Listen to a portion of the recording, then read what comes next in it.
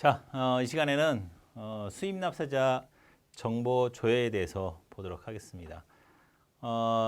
홈택스에서 세무대리인 납세 관리에 가시면 세무대리인이 조회할 수 있는 항목이 나오는데 뭐 물론 이 홈택스 접속하시면 세무대리인 아이디로 관리번호로 등록되어 있는 번호로 들어가면은 세무대리인 납세 관리가 나옵니다. 아까 이전에 기장대리하고 신고대리 등록할 때 설명해 드렸던 화면이고, 거기에서 조회할 수 있는 부가세 관련된 것들, 부가세 성실신고 안내문부터 시작해서 부가세 예정고지 세액 조회랄지 예정고지 이런 수입 납세자 내역을 전부 볼 수 있어요. 이게 여기는 이제 일일이 사업자 등록번호를 입력해야지 볼 수 있지만, 수입 납세자 예정고지 조회는 전체 내역을 볼 수 있으니까 조회할 수가 있습니다. 부가 신고도움 서비스는 신고 도움 내역이 성신고 안내문하고 좀 성격이 달라요. 이제 부가 성실하게 신고하라는 내용이니까 여기가 좀 추가돼가지고 있는 내용이고, 그다음에 세금계산서나 전자세금계산서나 전자계산서에 대한 조회 및 합계표들, 그리고 신용카드들, 현금영수증, 매출, 매입, 그다음에 부가세 신고용 합계표 내역이 있고, 또 그 중에 이제 추가로 수출 실적 명세서 조회 내용이 있는데, 이 수출 실적 명세서 내역은 이 전 시간에 설명드린 것처럼 신고하고 다음 날 바로 아침에 연락 와서 이 영세율 매출 누락된 경우가 있다고 하는 경우가 있다고 그랬잖아요. 그런 것처럼 세무서에서는 이미 그 수출에 대한 정보를 파악하고 있다는 거예요. 근데 세무대리인과 납세자 간에 커뮤니케이션이 불일치해가지고 신고를 누락한 건데, 그렇다면 구청이 그걸 뭐 신고하는지 두고 보자 이게 아니라, 구청에서 가지고 있는 정보가 있다면 같이 제공해줘라. 뭐 과세하려고 뭐 과태료 물려고 뭐 그렇게 존재하는 게 아니기 때문에 신고를 정확하게 유도하기 위해서, 우리 어차피 신고 납부 세목이니까 부가세는, 그러니까 정보를 제공해달라는 요청에 따라서 구청이 수출 실적 명세서 내역을 제공해 주기 시작했고, 이 내역을 그냥 내용만 명세만 조회하고 이걸 손으로 입력하고 이런 게 아니라, 프로그램에서 어차피 조회해 주는 자료라면 프로그램에서 그걸 그대로 여기 전자세금계산서 내역 가져오듯이 수출 실적 명세서 내역도 가져올 수 있게, 스크래핑 해올 수 있게 해주자라고 해서 프로그램에 반영하게 되어 있습니다. 그래서 뒤에 이 3편에 가시면 3편에 수출 실적 명세서 작성하는데 그 내역이 있으니까 그때 업로드하는 과정까지 한번 보여드리도록 하겠습니다. 수출 실적 명세서를 조회할 수 있고, 그다음에 뭐 부가세 매입자 납부 특례 내역까지 조회할 수 있습니다. 세부 내역으로 들어가서 한번 보시면, 첫 번째 부가세 예정고지 세액 조회를 보시면, 첫 번째 있던 화면에 예정고지 세액 조회는 이렇게 사업자 등록번호랄지 주민등록번호를 쳐서 사업자 등록번호별로 있는 예정고지 세액을 조회할 수 있고, 혹은 뭐 주민등록번호를 치면은 주민등록번호에 여러 가지 사업자 등록번호가 있으면 사업자 등록번호에 있는 예정고지 세액을 조회할 수 있게 해놨습니다. 그리고 뭐 가상계좌 계좌번호까지 해놔서 굳이 이제 그 홈택스에 들어가서 납부하게 할 수도 있지만, 그래서 계좌 이체할 수도 있고 하지만 뭐 가상계좌를 통해서 납부하고 싶다라고 한다면 이 가상계좌를 통해서 예정고지세액을 납부할 수 있게 되어 있으니까, 이 헷갈리는 게 예정고지세액이 이 25일까지라서 그래요. 25일까지라서 말일까지가 아니라 뭐 법인세나 소득세 이런 건 말일까지지만, 예정고지세액은 25일까지라서 부가신고도 25일까지지만, 그러다 보니까 예정고지세액도 25일까지란 말이죠. 그래서 제가 경험한 바로도 제가 그렇지 해서 종종 25일을 말일로 착각해서 납부를 지연하는 경우가 있어요. 이게 하루만 이 12시 딱 넘어가면 하루만 지나가도 바로 가상금이 3% 가상금이 붙어요. 굉장히 저희 그렇잖아요. 24시간 하는 데인데 밤에 깜빡 잊고 해서 그 다음날 아침에 냈다는데 가상금이 붙어 있어요. 그래서 뭐 다른데 뭐 그 체납이 없는지 납세 증명서 떼려고 보니까 체납이 있어서 자기는 체납한 적이 없는데 왜 그러지 하고 봤더니 바로 그 다음날 뭐 몇 시간 뒤죠. 뭐 6시 몇 분에 납부했다니까. 하루만 늦어도 바로 가상이 붙어서 그 가상금만큼이 이 체납으로 돼 있어서 이 체납이 발생해서 뭐 번거로운 일이 생기니까 그런 일이 생기지 않도록 날짜를 잘 보고 입력하시면 되겠습니다. 자, 두 번째 보시면 이제 이 내역을 이 홈택스 프로그램상에서도 바로 가져올 수 있게 되어 있는데 이 데이터 연동 아까 스크래핑에 원클릭 텍스 스크래핑 회사 설정했던 그 옆에 바로 홈택스 간편 조회 해가지고 여기 보시면 부가세 예정고지 세액 조회 여기가 들어가서도 여기서도 조회가 가능합니다. 그래서 여기 들어가가지고 조회 누르시면 굳이 홈택스까지 가서 하지 않으셔도 번거로운 일 없게 프로그램 내에서도 예정고지 세액 조회가 가능하니까 이용하시면 되겠습니다. 자, 이 아까 그 방금 전에 그 예정고지 세액 조회 화면에 들어가시면 여기 들어가셔서 불러오기를 통해서 불러오기 하면은 회사명이 뜨고 대표자 납부기간 얼마고 관할에 예정고지 세액 얼마 이렇게 줘야 되니까 간단하게 이건 굳이 이제 우리가 홈택스 들어가지고 홈택스 들어가는데 비밀번호를 3번 쳐요. 처음에 부서 사용자 아이디의 비밀번호, 그다음에 공인인증서 비밀번호, 그다음에 관리 세무대리인 관리 비밀번호 치고 들어가서 또 조회해야 되는데 여기 가서 이 스크래핑 해서 부가세 예정고지 세액 조회로 약하면은 한 번에 조회 가능하니까 그만큼 편하죠. 프로그램을 통해서 편하게 조회할 수 있게 해놨습니다. 이 세무사랑 프로의 어느 프로그램보다 장점은 우리 사용자인 이 세무사 사무실의 입장을 100% 반영해 준다는 거예요. 그러니까 우리가 불편한 점이 있으면 요청을 하면 이것도 사실은 예전 이 내역을 처음에 예정고지세액을 조회할 수 있는 시점부터 해달라고 했던 거고 그걸 반영해서 프로그램이 바뀐 거예요. 여러분들 잘 모르시겠지만 지금 교재가 1년 전하고 1년 만에 새로운 교재가 같은 부가세 레시피지만 물론 강사도 바뀌었지만 내용은 강의하는 내용은 똑같이 몰라도 그 안에 세부적으로 들어가면은 여러분들 프로그램도 완전히 바뀌었어요. 여러분 느끼지 못하는 것뿐이에요. 물론 일부 메뉴는 똑같은 게 있긴 하지만 이 창도 많이 다 바뀌었고 그다음에 홈택스도 보면은 조금씩 다 바뀌었어요. 근데 우리가 매일매일 조금씩 바뀌다 보니까 느끼지 못하는 것뿐이에요. 그러니까 마찬가지 이것도 예전에는 없었던 거지만 지금은 예정고지 세액 조회를 할 수 있으니까 물론 최근에 하신 분들은 이용했던 거고 조회하시면 보다 더 간편하게 조회할 수 있습니다.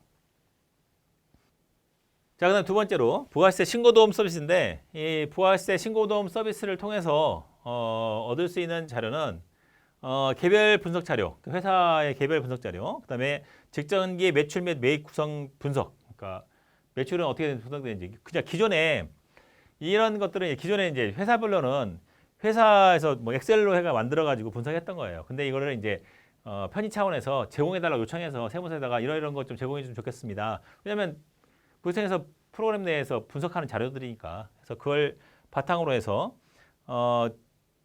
매입 구성 비율이랄지 그다음에 업종별 신고 시 유의사항 어떤 업종에서는 이러이러한 것들 주의해라 이런 것들 사후에 나중에 그 관리하는 게 아니라 사전적으로 신고를 올바른 신고를 유도하기 위해서 이런 것들 기본 사항들 그다음에 부가세 성실 신고를 위한 체크리스트들 그다음에 부가세 내역 분석 부가세 신고 상황이랄지 신용카드 및 현금 매출 비율 중이랄지 이런 것들을 기본적인 것을 쭉 제공을 해줌으로 인해서 신고하는 납세자뿐만 아니라 이 세무대리 입장에서도 올바르게 이런 내용을 분석해서 신고하는데 편의를 제공해주기 위해서 부가세 신고 도움 서비스를 제공해주고 있습니다. 거기다가 놓치기 쉬운 주요 개정 세법 내용까지 이러이러한 것이 반영됐으니까 예를 들어서 뭐 아까 봤듯이 뭐 그 신용카드 발행 세액 공제가 뭐 퍼센트가 뭐 2.6%에서 1.6%로 바뀌었다든지 혹은 뭐 없어졌다든지 이런 내용들을 개정세법에 있는 내용을 반영해 주니까 참고해서 하시면 그 납세자 입장에서도 그리고 우리 세무 대리인 입장에서도 보다 더 안정적인 서비스를 제공할 수가 있게 되겠죠.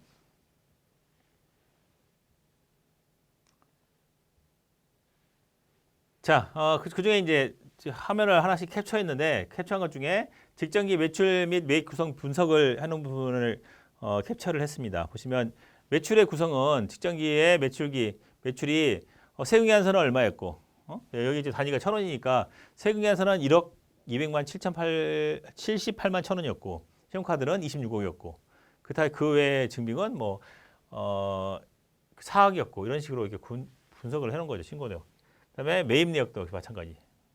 이렇게 분석을 해서 해놓은 거니까 참고하시라는 거죠. 아, 작년에는 직전 신고할 때 이렇게 됐었지. 물론 우리가 신고한 내역 보면 알지만 이 내용하고 또 맞는지 매치해봐야 될 거 아니에요. 우리가 이렇게 신고하지 않았는데? 그렇다면 이게 뭐지? 볼 수 있는 거니까. 자, 그다음에 이 부가율 추이도 볼 수 있게 눈으로 시계열 분석 보기 좋게 이제 사실은 눈으로 보는 게 더 제일 직관적이고 효과적이죠. 그냥 이렇게 말로 설명하는 것보다 이렇게 2019년 2기부터 시작해서 뭐 이렇게 2018년 1기부터 시작해서 쭉쭉쭉 추이가 이렇게 바뀌고 있다. 그래서 매출은 늘었다가 다시 줄었다가 이렇게 하고 있고 매입하고 매출하고 비슷하게 늘고 줄고 하고 있다. 부가율은 보니까 뭐 이때가 좀 떨어졌죠. 그럼 이때는 무슨 일인가? 매출하고 매입 비슷해서 부가율이 떨어졌구나. 이런 추이를 판단할 수 있게 만들어 놨잖아요. 그래서 특별한 일이 없다면 거의 이렇게 비슷한 비율로 가게 돼 있죠. 근데 갑자기 어느 기수는 갑자기 이 매출 매입 비율이 확 뛰어 있다. 갑자기 그래서 뭐 6%였다가 20%로 갔다가 20%가 아니 30% 갔다가 갑자기 5% 갔다가 이렇게 되는 경우가 있다면 그게는 뭔가 문제가 있는 거겠죠. 그런 것을 이제 분석할 수 있게 해놓은 것입니다. 아래 이제 기수별로 이렇게 해놓은 거고 이런 내역을 자료를 제공해 준다는 거니까 그래서 신용카드 매출 비율 추이도 보면 거의 비슷하잖아요. 이렇게 이 회사의 경우에 이 81%부터 83%까지 안정적으로 비슷하다는 것은 큰 변화를 감지할 수 없다는 거죠. 비슷하구나 이렇게 알 수 있는 거고 뭐 이 특별히 회사가 뭐 그 사업이 갑자기 변화가 이렇게 했던가 이렇게 추이를 보면서 알 수 있는 거니까 이 시계열 분석을 통해서 추이를 관망할 수 있게 해놨습니다. 이게 부가 신고도움 서비스에 제공해주는 내용입니다. 그 다음으로 이제 제공해주는 게 부가 세무에서 합계표 조회. 뭐 이것은 이제 저희가 이제 그 세무대리로 들어가서 세무대리인 수입자사자 전환을 누르면 들어가시면 이제 여러 가지 회사들 떠 있고 그래서 검색해가지고 조회해서 하면은 이렇게 내역을 조회해서 보실 수가 있는 거죠. 이건 항상 신고 때마다 여러분들이 출력해서 보는 거예요. 조회하기 위해서 이게 분기별로 하시는 게 제일 효과적이고 일별로 하시면 여러 가지 해야 되니까 신고 자체가 분기별로 들어가고 신고 자체를 월별로 하는 경우도 있으니까 월별로 하는 경우에는 월별로 선택해서 조회하시면 이렇게 합계표가 제출된 합계표를 알 수 있으니까 좋죠. 조회하시면 이번에 언제예요? 지금 2021년 일기 예정이니까 1월 3월이죠. 1월 3월간에 매출처는 20군데고 매출처에서 매출 매수는 36매 해서 1억 3,965만 원의 공과가 있었고 세금은 1,539만 6천 원 정도 있다. 알 수 있고 내역들은 이제 매출처별 가서 여기 명세 조회를 하면 내역이 조회가 되고 여기를 조회하면은 이 내역이 조회가 되는 거고 이 내역의 상세 부분을 알고 싶으면 명세서 조회를 누르면 여기 상세 내역이 나오는 거죠. 그리고 여기서 이거 내역을 이제 다운받으시려면 여기서 명세 출력을 누르시면 이거 한 페이지나 뒤가 길어지면 두 페이지, 세 페이지로 해서 명세를 출력해가지고 이런 데 신고한 내역하고 매칭시켜서 볼 수 있게 되어 있습니다. 훨씬 더 이 거래처에서 받는 내역하고 이제 상호 대사하면 되겠죠. 이 내역과 거래처에서 받는 내역 상호 대사해서 뭐가 잘못되는지 보시면 편하게 보실 수 있겠습니다. 자, 그다음에 이제 우리가 조회할 수 있는 자료는 신용카드 매출 자료 조회입니다. 그래서 보시면 아까 말씀드렸듯이 신용카드 매출 내역이 벤사를 통해서 회사에 설치된 벤사를 통해서 매출을 조회할 수도 있지만 이 벤사 매출은 이 카드 단말기를 통해서 매출이 발생한 경우에만 알 수 있는 거예요. 그러니까 이 카드 단말기가 아니라도 이 현금 영수증이나 이런 것을 다른 수단을 통해서 발행했다면 나오지 않는 거예요. 그런 것들 이제 일일이 조회해봐야겠죠. 그래서 신용카드 매출자를 통해서 뭐 여기 개인 사업자들은 이렇게 분기별로 두 분기가 가능해요. 근데 이제 법인 사업자들은 한 분기씩 가능해서 이제 매출 이 금액과 하는데 크게 차이가 나지 않아요. 그래봤자 뭐 2, 3일 차이 나니까 그때의 매출 기준이냐 승인 기준이냐에 따라 차이가 나는 거라서 여기를 기준적으로 해서 신고하는 게 제일 올바른 금액이 되겠죠. 그래서 하시고 조회하셔가지고 내역을 볼 수 있습니다. 마찬가지로 이 내역도 홈택스 간편 조회에서 신용카드 매출 자료 조회를 통해서 조회하시면 이렇게 똑같은 내역이 신용카드 매출 자료 조회 내역에서 프로그램 내에서 조회가 가능합니다. 이거 프로그램에서 시연해 주실 수 있는데 시간이 좀 걸려요. 이게 들어가서 하는 시간에서 시간이 걸리기 때문에 여러분들이 한번 해보시면 돼요. 그래서 신용카드 매출 자료 조회가 되는 홈택스에 되는 회사를 클릭하셔가지고 신용카드 매출 자료 조회로 이게 회계관리, 데이터 연동 기타에서 홈택스 간편 조회 들어가서 그 중에 신용카드 매출 자료 조회를 들어가신 다음에 회사명에서 조회 누르시면 여기 있는 내용이 그대로 불러와져요. 여기 내용하고 여기 책을 보시면 아실 거예요. 그래서 이 내용을 불러서 보시면 더 유용하게 보실 수 있습니다. 그래서 프로그램 자체가 이런 많은 편의를 제공해주고 있어요. 예전에 비하면 제가 예전에 비하면 얘기를 많이 해서 그런데, 그러니까 프로그램 초창기에 비하면 엄청 좋아진 거니까 활용하시면 됩니다. 이 프로그램 세무사랑 레시피 자체도 프로그램을 잘 활용해서 신고를 보다 더 쉽게 하기 위해서 만든 거니까 이용하시면 되겠습니다.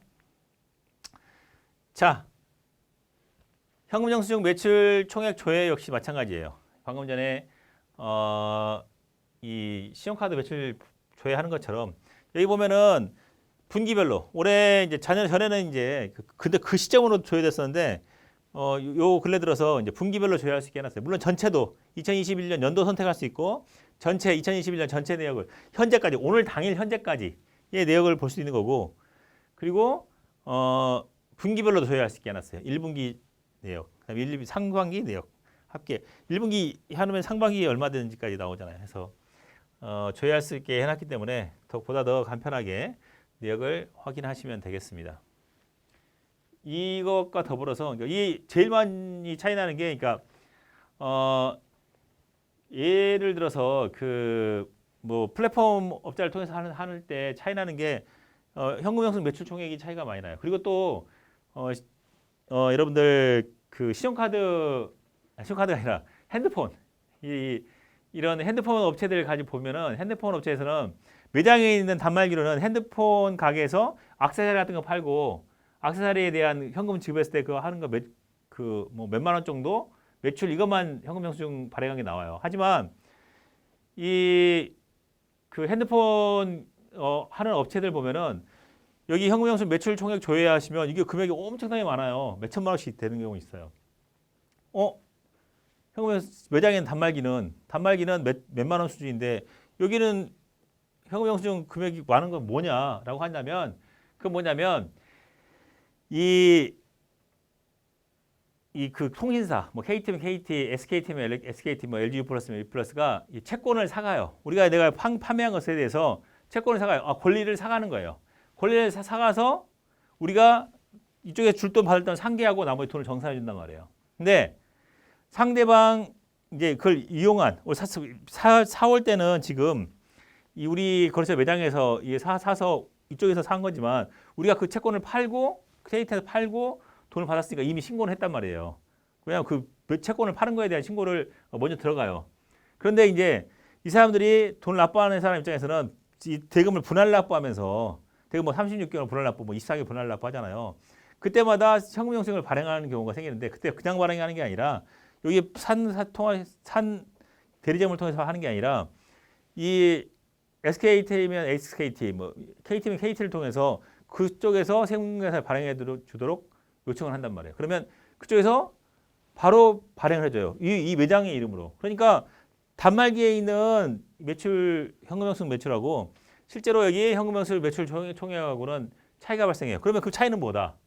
이미 나는 채권을 넘기면서 우리가 판매한 채권을 통신사에 넘기면서 이미 매출을 잡았으니까, 그러면 이것까지 현금 영수증 매출까지 잡아버리면 매출 이중으로 잡히는 거예요. 현금 영수증 매출도 잡히고 채권 팔면서 잡히고, 그러니까 신고는 현금 영수증 매출을 이만큼, 그다음에 채권 매출 이만큼이라고 하되 나중에 최종적으로는 채권 매출에서 상계시켜 줘야 돼요. 그래서 그래야지 두 번 중복으로 매출이 안 잡히는 결과가 발생하니까 그건 이제 나중에 이제 여러분들이 더 깊게 이제 해서 제가 여기 차이가 많이 나는 것을 보다 보니까 대표적으로 핸드폰 회사가 차이가 많이 나서 말씀드린 거니까 혹시라도 핸드폰 회사가 있다면 그런 부분을 잘 아시고 하시면 되겠습니다. 이것 역시도 이 세무사랑 프로그램에서 아까 신용카드 매출 자료 조회했던 것처럼 현금 영수증 매입 매출 총액 조회를 누르시면 이 아래 누르시면 이렇게 현금 영수증 매입 매출 총액 조회에서 금액이 조회되어집니다. 똑같은 내역이 금액이 같은지 확인하시고 해주시면 되겠습니다. 다음으로 현금 영수증 매입 총액 조회인데 여기는 매입 총액 내역 역시 마찬가지로 이제 매입이니까 매입도 역시 이 기간별로 선택해서 조회하시면 이 기간까지 매입이 얼마큼 있었는지 내역을 조회할 수 있습니다. 이건 뭐 조회한 거 가지고 뭐 바로 할 수 있는 건 아니고 매입세 공제되는 건 아니고 이거 가지고 매입세 공제 가능한 것인지 그러면 현금 영수증 매입이랄지 아니면 일반 전표랄지 보낼 수 있는 누계만 조회하는 거니까 현금 영수증 매입 총액의 누계를 조회할 수 있습니다.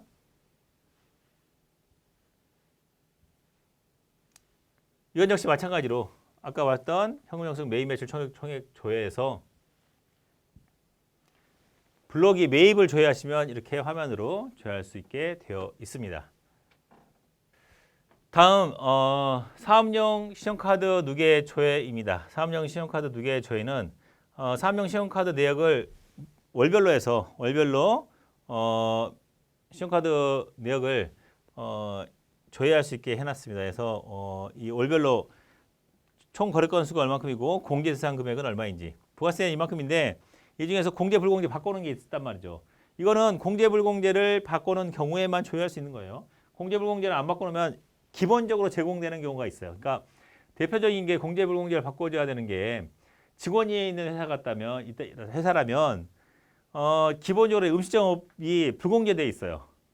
음식점업. 근데 회사에서 식대를 주지 않고 밥을 제공한다면 밥 제공하는 밥에 대해서는 복리후생비로 매입세 공제 가능하잖아요. 뭐 그런 것도 바꿔야 되고 또 안 되는 것의 대표적인 경우에는 이 택시나 이런 것은 대표적으로 매입세 이게 뭐 이비카드 뭐 이런 것들 스마트 돼 있는 것들이 보면은 거의 공제로 돼 있어요. 하지만 공제할 수 없는 거예요. 그건 불공제로 바꿔주셔야 되고 또 주유소 중에 주식회사 주유소로 되어 있는 것 중에는 이게 일괄적으로 그냥 공제로 되어 있는데 우리가 물론 트럭이나 뭐 경찰할지 이런 경우에는 매입세 공제가 가능하지만 대부분 뭐 사업용 그러니까 그 영업용 차량이죠. 그러니까 9인승 미만의 영업용 차량 같은 경우에는 매입세 불공제란 말이에요.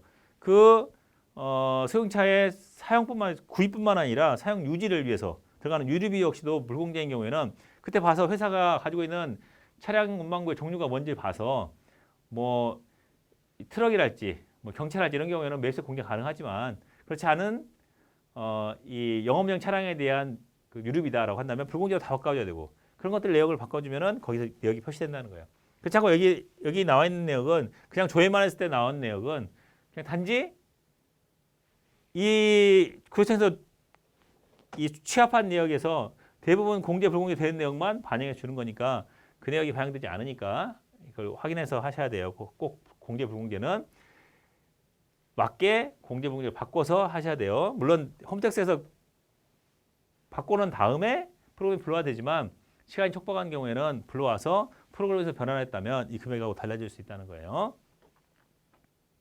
자, 다음으로 화물 운전자 복지카드 누계 조회 역시 마찬가지입니다. 그래서 이 유의할 것은 보시면 화물 운전자 복지카드를 사업용 카드 등록했다면 중복으로 불러와요. 그러니까 화물 운전자 복지카드가 있는 경우에는 사업용 카드와 중복되지 않게 하셔야 돼요. 그래서 그 사업용 신용카드 내용을 스크래핑하면서 유류비까지 포함해서 불러오므로 유류비가 이중으로 반영되지 않도록 주의해야 돼요. 이건 과다하게 매입이 공제되기 때문에 반영해서 하셔야 돼요. 이거 꼭 유의하실 점은 이겁니다. 그러니까 중복되지 않게 이중 반영이 되지 않도록 그러니까 사업용 신용카드하고 화물 운전자 복지카드가 이중되지 않았는지 반드시 확인하시기 바랍니다. 자, 이 화면은 누계 내역을 조회하는 화면입니다. 자, 다음으로 부가세 신고용 합계표 조회입니다. 이 앞에 봤던 그 그 매출이나 매입 합계표 조회하고 유사한데 여기는 이제 부가 신고용이라서 11일까지 전송된 세금계산서나 전자세금계산서나 계산서냐 아니면 그 이후에 전송되는 것이냐에 따라서 나누어집니다. 왜냐하면 10일 이후에 전송되는 분은 이 종이세금계산서, 수기세금계산서하고 같이 취급되기 때문에 그 후에 전자세금계산서 발행했다고 하더라도 종이세금계산서랑 같이 취급되기 때문에 그걸 구분해서 되어 있습니다. 그 화면을 잠깐 보시면 예, 이렇게 조회하기 위해서 조회하면은 아까 똑같아요. 그 세금계산서 합계표 조회하고 똑같은데 여기 분기별에서 조회하면은 이 전체 매출처랑 매출 매수 공각이 나오고 그다음에 명세 조회를 하면은 이렇게 과세기한 내외하고 구분 자체가 참 여기서 조회했을 때 내와 외로 구분돼서 나와져요. 그래서 이제 그 과세기한 내에 제출된 거냐, 외에 제출된 거냐 구분되어지고 그리고 전송기간 이후에 제출된 것에 대해서 명세서를 보여주고 내에 제출된 것은 보여주고 그다음에 외에 제출된 거 보여주고 이렇게 구분해서 그러니까 우리가 그 매출체별 생산 합계표나 매입체별 생산 합계표에 상당히 표시되는 것, 그러니까 한 줄로 표시되는 거 있잖아요. 그 부분하고 아래에 있는 뭐 수기 부분하고 구분되어 주기 위해서 신고용으로 줘야 되는 거니까 여기 보시면 알겠지만 합계표 작성 시에 조야 주시면 할 게 종이세금계산서 합하여 기재됩니다. 기재하기 바랍니다. 하고 이렇게 우리가 뭐 기재하는 건 아니고 프로그램에 읽어드리면 당연히 이 이후에 제출되는 것부터는 줘야 되는 것부터는 이거 합계가 종이세금계산서 합계가 한꺼번에 된다는 거예요. 그래서 앞에 조회했던 매출처별이나 매입처별 합계 내용하고 금액이 다를 수 있다는 거예요. 알고 봤더니 왜 그러냐? 이 전송기한을 지나서 전송된 것은 종이세금계산서하고 별도로 되기 때문에 그렇다라고 알아두시면 되겠다는 거죠. 자, 다음으로는 이제 수출시정명세서인데 수출시정명세서는 아까 봤듯이 선적일 관련해서 이 수출 신고를 하고 선적일이 신고한 날 바로 선적되면 얼마나 좋겠어요. 근데 신고하고 그 다음에 선적되기까지 시간 텀이 있다 보니까 이 운송장, 선화증권이나 운송장하고 이 수출시정명세서하고 차이가 발생할 수 있어요. 그래서 수출시정명세서에는 선화증권이나 운송장 번호가 안 나와요. 그러다 보니까 이걸 매칭하기가 힘들단 말이에요. 그래서 관세청에서 내역을 조회해서 해야 되는데 그 내역을 홈택스에서 제공해주고 있는 거예요. 자, 여기 보시면 이렇게 기간을 뭐 분기해서 이제 이거 저희 책에 있는 것은 저희 거래처 내용인데 내용을 조회하면은 이렇게 1월 달에 조회했더니 1, 2월 달에 이렇게 내역이 있더라. 그래서 통화 코드는 US 달러고 환율은 이 날짜의 환율이에요. 우리가 일일이 서울 외환중개를 찾아가지 않더라도 이 날짜의 환율이 조회가 되는 거예요. 이게 기준 환율이에요. 그러니까 혹시 그 여러분들 부가시세법에서 이 선적일자 이전에 돈을 받아서 저 이전에 환전했다면 그 날짜에 환율을 하는 거예요. 하지만 선적일자 이전에 돈을 받았지만 환전하지 않았거나 선적일자 이후에 돈 받은 것들은 이 선적일자의 환율을 표시해야 되니까 여기 나온 이 원화 환산 금액 여기 나온 이 원화 환산 금액이 반드시 맞지는 않다는 거예요. 그러니까 여러분들이 유의해야 될 게 여기 있는 금액 절대적으로 홈택스에서 조회했으니까 이게 당연히 맞는 금액이에요 라고 생각하시면 안 된다는 거예요. 뭐다? 기준일자인 선적일자 이전에 돈을 받아서 환전했다면 그 날짜에 환율로 환전해야 되기 때문에 물론 기본적으로 우리가 스크래핑 해오거나 불러올 때는 이걸 참고해서 하지만 실제로 돈이 그때 먼저 받아서 먼저 환전했다면 그 기준으로 하셔야 돼요.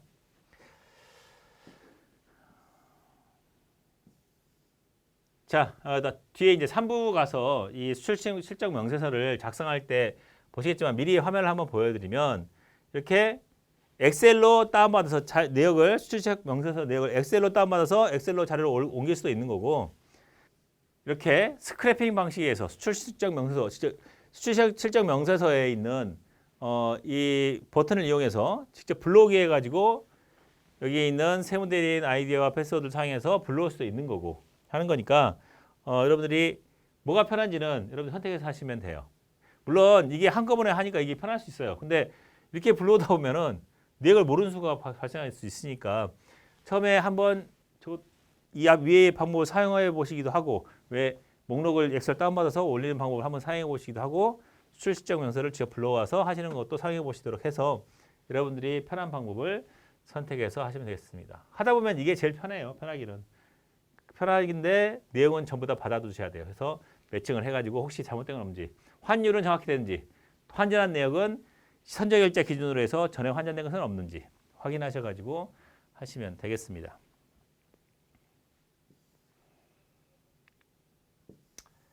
자, 그다음에 부가시세 매입자 납부 특례 조회 있는데 이런 구리나 철, 스크랩을 거래하는 경우에는 이 매입자를 대상으로 해서 이런 전용 계좌를 사용해야 돼요. 전용 계좌를 통해서 거래하는 거에 대해서만 매입세 공개를 해주는 거예요. 그러니까 미리 이게 왜냐하면 이게 서로 주고받고 하다가 보면은 사고가 발생하지 않으면은 관계가 없는데 이게 사고가 발생하면 중간에 부가세가 뜨는 경우가 발생해요. 누가 책임져야 할 것이며 그러다 보니까 주고받고 할 때는 사고 팔고 할 때는 전용 계좌에다가 부가세가 같이 집어넣고 그 상대방한테는 부가세를 제외한 금액만 받아가도록 한 다음에 실제로 매입해 온 거에 대해서 내가 신고할 때는 전용 계좌에서 차감된 걸 감안해서 납부하도록 만든 거다 보니까 전용 계좌가 반드시 있어야 돼요. 보시면 이 전용 계좌를 조회해 가지고 스크랩 등을 거래하고자 하는 사업자는 전용 계좌를 개설해서 사용해야 해요. 그래서 보시면 전용 계좌 조회해서 전용 계좌가 있는지 확인한 다음에 있다면은 스크랩 등을 어떤 목적으로 품목은 스크랩 등을 위해서 하는 거다라고 한다면 해서 확인하시고 하라는 거예요. 그렇지 않으면 매입세 공제가 안 되니까 이걸 없으면은 등록해 놓으시고 반드시 이 전용 계좌를 통해서 거래를 하셔야 됩니다.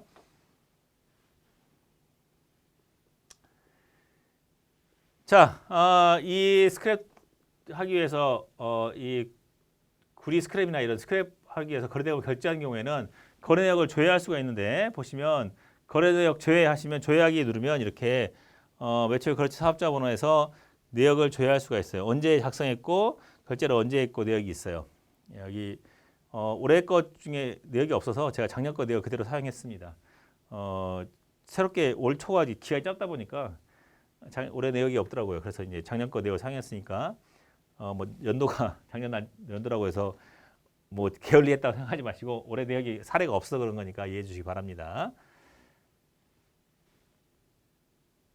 자, 기납부 세액 조회인데 여기 가시면 이제 거래내역 조회까지 했고 그다음에 기납부 세액 조회를 보시면 1분기에 대해서 기납부한 금액을 조회할 수가 있어요. 그래서 국고에 미리 납부해 놓은 금액이 이만큼 있구나라고 한다면 우리가 어떻게 해요? 이걸 주고받는 과정에서 우리가 그만큼 더 대금을 덜 받은 거잖아요. 사실은 거래 징수해야 되니까 대금을 상대방한테 물건을 팔고 대금을 덜 받은 것이기 때문에 이만큼은 내가 납부할 세액에서 줄여줘야겠죠. 그러니까 이게 국고 예금, 입금 뭐 예정세액 나와 있으니까 이 금액을 제외하고 기납부세액으로 해서 제외하고 나머지 금액을 부가세 납부하시면 되겠습니다. 자, 그다음에 마지막으로 이제 조회할 수 있는 부가세 성신고 안내문 조회인데 역시 이 국세청에서 부가세 관련해서 발송한 과거 1년 이내에 신고 안내문을 조회하는 거예요. 그래서 보시면 우편으로 해서 오는데 이 개별 화물로 해서 뭐 온 내역을 조회했습니다. 근데 이것도 역시 저희 걸 제가 담당하고 조회하다 보니까 올해는 받은 게 우리가 짧다 보니까 받은 게 없어서 작년 걸 참고했으니까 한번 작년 거 한번 참고해 보시기 바랍니다. 내용이 이런 식으로 부가세 예정고지 제외 뭐 안내문 해가지고 이렇게 나오니까 이게 작년에는 예정고지 제외 안내문이 나왔었는데 올해는 내용이 온 게 없더라고요. 그래서 없어서 작년 것을 했으니까 이해해 주시기 바랍니다. 이어서 이제 1편 파트 1은 이걸로 마치고 이어서 이제 파트 2부터 보도록 하겠습니다.